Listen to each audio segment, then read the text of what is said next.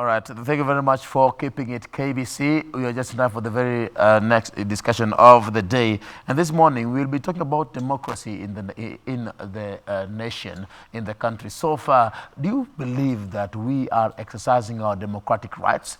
And how limited are they? As a nation, do you feel that we need to have a dialogue with our leaders to discuss the way forward in as much as taking Kenya to the next level is concerned? Well, this morning, to help us further discuss this and more, I'm joined by Range Mwita, the head of programs at the Center for Multi-Party Democracy. Karibu sana, Range. Thank you. Unasema rangi? Yes. Be part of this conversation on our Twitter handle. The hashtag, as always, is Good Morning Kenya.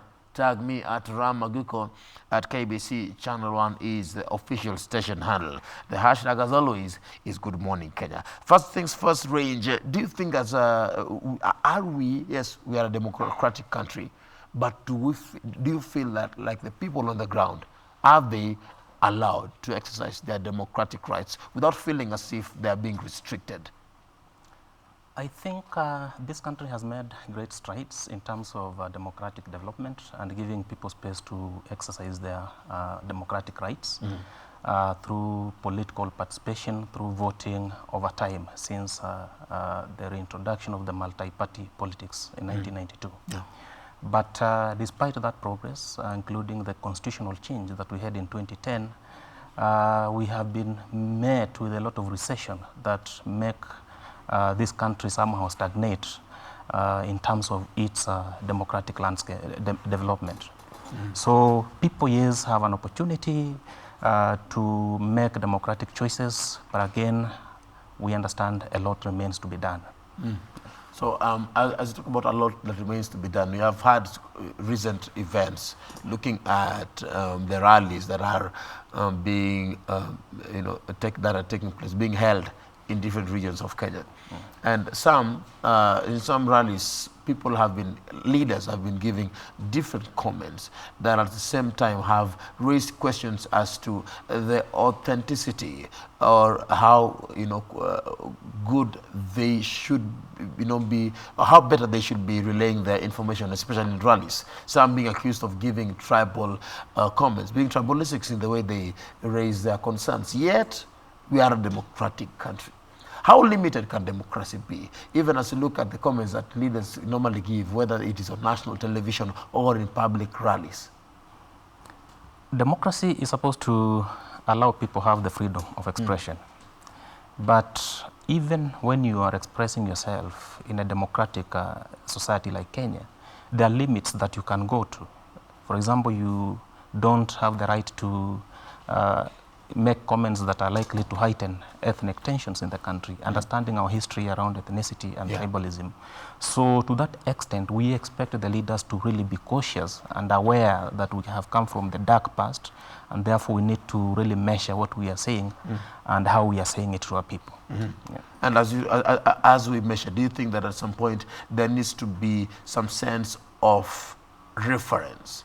Yes, you have the Constitution, you have the law. What sense of reference should our leaders have when they speak to the people, so that we don't end up going back to 2007, going back in the days when we only had instances where people would be found saying something, and then all of a sudden something bad happens to you? You are raising a moral question. It is part and parcel of the responsibility as leaders to ensure that they protect this country and the nation from sliding back to the instances of the 2007 and of course the 2017 post-election period experiences. It is their responsibility, the moral responsibility as leaders, and that they must observe they must measure what they're saying. The point of reference here should be actually the Constitution of Kenya 2010, which stipulates how, including how they should conduct themselves within those political rallies and as private citizens and leaders. And as you talk about it, there's a time that our president went to Washington, D.C. I think it was earlier on in February. And he was, the President Uhuru Kenyatta was talking about us as a nation, that we need a new form of democracy. And he was giving also reference to the elections, where the winner takes it all. Yes. What should be the way forward as a country, even as we go through to our different political ambitions? Is the winner take it all the best move for the nation? And because we are looking at democratic and constitutional reforms that are being put into place, do we need a new form of democracy in the nation, in Kenya? I agree that the electoral system, the winner-take-all system, has not been very good for this country. If you look at the levels of representation of the marginalized groups, the women, the persons with disabilities, and the youth, the winner-take-all system cannot allow equality or equity in public leadership.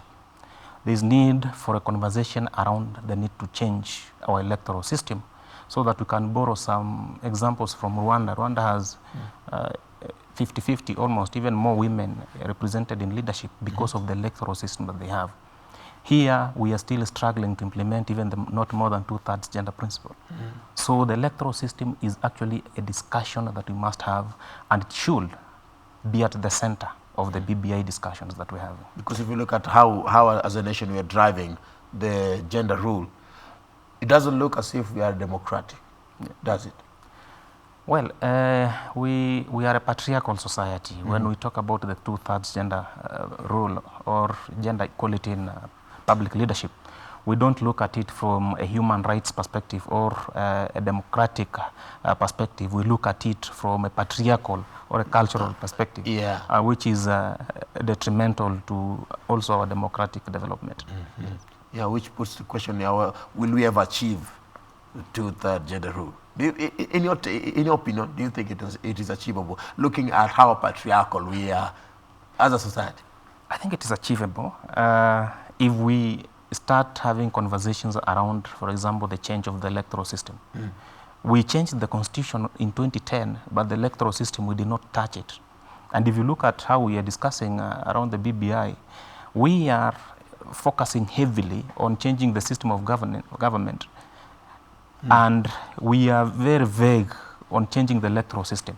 That means if we manage to change the system of government, we are likely to come and face the same challenges we are facing here when it comes to gender equality in public leadership. So we need to have a conversation around changing the system of government as well as changing an electoral system. The Constitution, if you go through it, it talks about decision making, but it stipulates there that for every decision or every major decision that the country takes, the people must be consulted. Do you think that we have enough public participation, especially when it comes to making major decisions in the nation? On paper, yes. In practice, no. Limited. Not limited? Yes, very limited. The conversation currently that is shaping our national agenda, for example, is the BBI. The BBI is a good process. But if you look at how, for example, the rallies are being conducted, it shows that Kenyans are not able to get an opportunity to have a conversation with the leaders.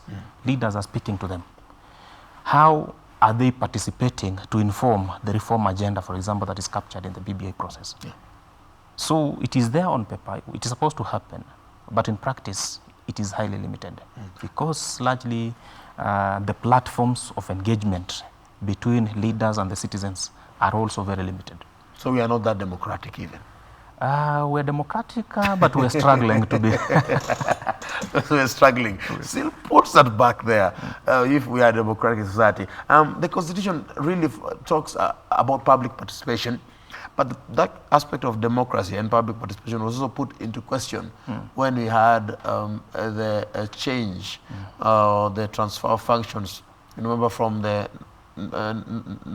county government of Nairobi, 4 functions were transferred from the county government to the national government. Some lawyers and some public political analysts were saying that it was against democracy, that we didn't have enough public participation with regards to that. Yeah. What is your take with regards to how some decisions are made in the nation, giving reference to that and public participation?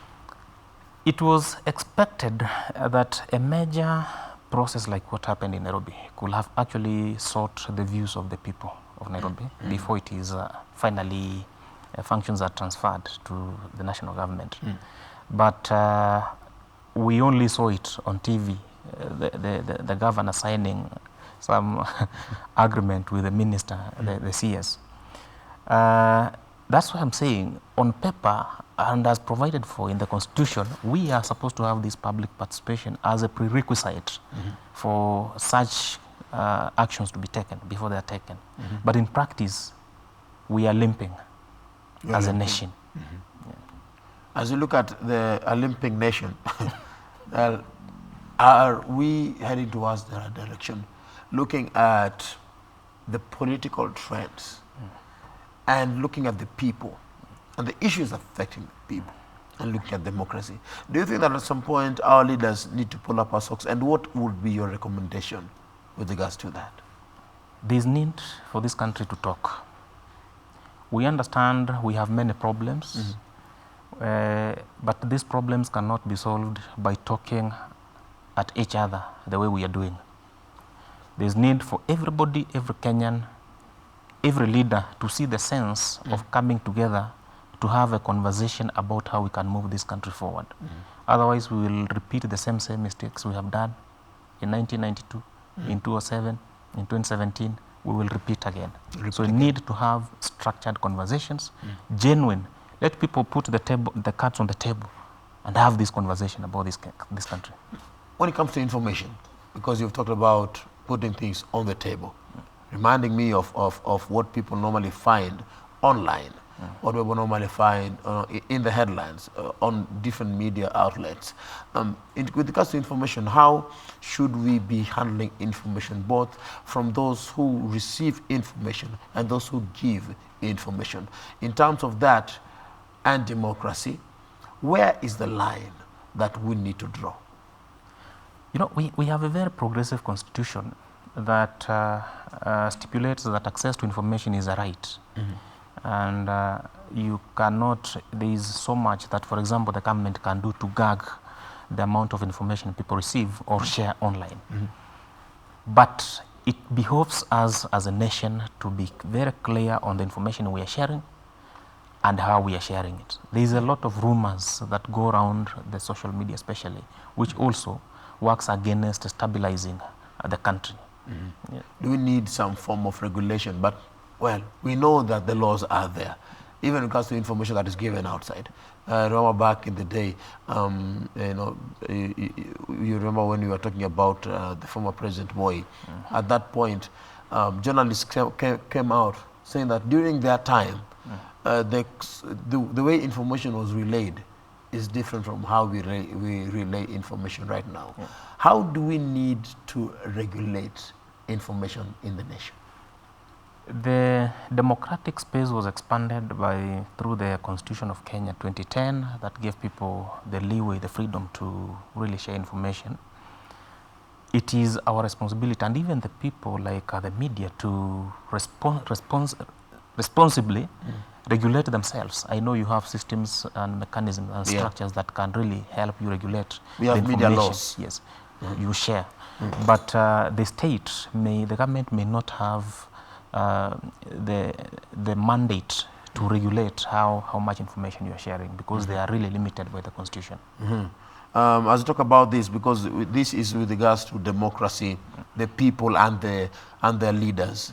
I'm aware that you have an event that is bringing together these two individuals, the leaders and the people. Yes. The People's Dialogue Festival. Yes. Tell us about this. Now, the People Dialogue Festival, in short we call it the PDF, is an annual event, an initiative of the Center for Multi-Party Democracy, that we shall this year be having it from 5th, that is Thursday this week, to 7th March at the National Museum. Now, the overall focus of this festival is to provide an opportunity for the leaders and the citizens to meet in an equal platform to have a conversation about this country's democratic development. It is an open forum, and a concept that we borrowed from Europe, especially Denmark and Sweden. In fact, there they call it the people's meeting. And the need to expand the platforms for dialogue as far as democratic development is concerned. What activities should we expect at the People Dialogue Festival? We're expecting to have as many citizens as possible coming together with their leaders. In fact, many political leaders have confirmed attendance, like they did last year, for this particular conversation. So it is a festival at the same time, because we don't expect Ram to come there in a tie and a suit. We expect you to come in loafers, so that we can have, in fact, you come there on flat shoes, so that we are at the same level. Easy to toy. Easy unatoa unaacha nyumbani. I'm aware we have expected guests, including Honorable Raila Odinga, Moses Wetangula, Honorable Ken Lusaka, Martha Karua, Justin Muturi, Musalia Mudavadi, and the BBI Secretariat. Yes, all those ones. Which guests should we expect, apart from the ones that I mentioned? Are they coming? Yes, they have confirmed attendance, and because CMD is hosting this. CMD is a membership organization of political parties. They are leaders of political parties, and therefore they have confirmed from that perspective to be there as hosts and engage citizens in the conversation. Beyond these local leaders, we're expecting international delegations from Tanzania, from Denmark, from Netherlands, from across the world, from the UN themselves, to come and have a conversation about the future of this country. Okay. Yes. And as we talk about that, because it will be a discussion. Yes. Some Kenyans, if you would look at what's happening on the ground, some Kenyans have raised complaints with regards to their leaders, saying that our leaders are not listening to us. We have gone and complained about this and that, but our leaders are not listening. Do you think that this is a platform where leaders will be given the ability to listen, and the Kenyans will be given the ability to air out their opinion, and action to be taken, to be seen to be taking place after that? Exactly. This is a unique platform where you have a one-on-one conversation with the leaders. Will they act? Do you think that something can come out of it, fruits from the PDF? Yes. One of the things that we expect, because it is not a one-off thing, we are going to document exactly what the leaders are committing to and how they are responding to the concerns of the citizens. Thereafter, in the subsequent engagements, because after the main PDF that is happening here, we have what we call the mini PDFs that we devolve to different counties and have similar conversations around the country. And we labor to bring these leaders to these meetings, the mini PDFs, so that they can continue and sustain the conversation with the people. Pale mashinani. Pale mashinani. Yes. So as you go to the ground, on ground to the people, you will be having mini PDFs there. Yes. How frequent are they going to be? They are actually on monthly basis, and we do it across the country. And towards the end of the year and early next year, we'll again converge for the main PDF in Nairobi. In Nairobi? So, yes. Towards the end of the year? No, next year. Next year? Yes. Okay. And so, as the center of multi-party democracy, what are you doing to reach out to the people who are down there, kwa mashinani pale, sensitizing them in terms of making them know their democratic rights, making them know their role and responsibilities as citizens of this nation? The structure of our programs is such that we do work at the national level, at the same time at the branch level, at the county level with the political parties. So we implement those sensitization forums in Nairobi. At the same time, we take them right to the people on the ground. Most of the time, you will find us implementing programs across the country where people come together, have a conversation to understand exactly what is their role in governance. How should they, for example, approach their leaders? What should they demand from their leaders? And do people, what is the reception from the people on the ground? How do they receive the information they give to them? The reception is good, it's positive, but usually the same complaints from the people, challenges that the leaders are not accessible to them, especially after elections. You'll find that an MP went to Nairobi and never came back. So that is why we are changing this kind of conversation to ensure that we bring the leaders to the people through these PDFs and the mini PDFs to have a conversation and one-on-one with the people. I wish you the best. And this platform, the People's Dialogue Festival, is where someone can be able to meet their leader face to face. Face to face. Thank you very much. I would like to give you 1 minute to say a final word, or 30 seconds, to the Kenyans, two Kenyans who are watching outside there. Your advice to them, take home within 30 seconds. Thank you so much. This country needs a conversation. We need to have the dialogue. We need to utilize different opportunities that we have for dialogue to move this country forward. We wish to welcome you all, Kenyans, to the PDF 2020 at the National Museum. It will be an open forum. Come and let us talk about this country. Let us talk about the future of Kenya, because Kenya belongs to us. Oh, man. Thank you very much. That is Range Mwita, the head of programs at the Center for Multi-Party Democracy. Thank you very much for finding time to join me this morning. Thank you so much. And I wish you the best at the festival. Looking forward to seeing the fruits of that. Keep the conversation going on our social media platform. But that is all the time we had this morning. 4 minutes to the top of the hour. That brings us to the end of this morning show. Good Morning Kenya ends now. My name is Ram Maguko. Keep it KBC. See you again tomorrow morning. May God bless you, and may God bless the work of your hands.